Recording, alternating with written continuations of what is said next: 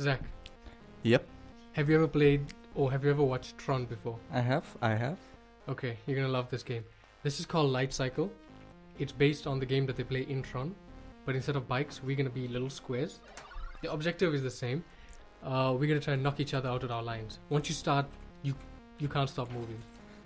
Right, and I think I figured out the objective. Don't feel too bad if you lose. I've been practicing for hours. So what's the score limit? 3. Oh, Boom. come on, you... Don't feel too bad. Best of 3. Here we go. My objective is to just win one. What is that? Okay, so I some got hit by things my own number. Okay, we gotta fix that. We'll make sure to fix that. You in know the what? code. No, it's my point. Fine. I can't do anything. What? You went back. It was. I went backwards. You went back on Okay. your own line. That's the rules, man.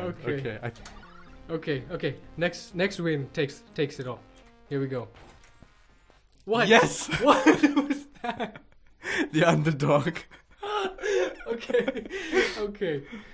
Okay, so this game was Light Cycle. We'll be doing a series of videos on how to make this game. Of course, we'll be making a lot of tweaks along the way.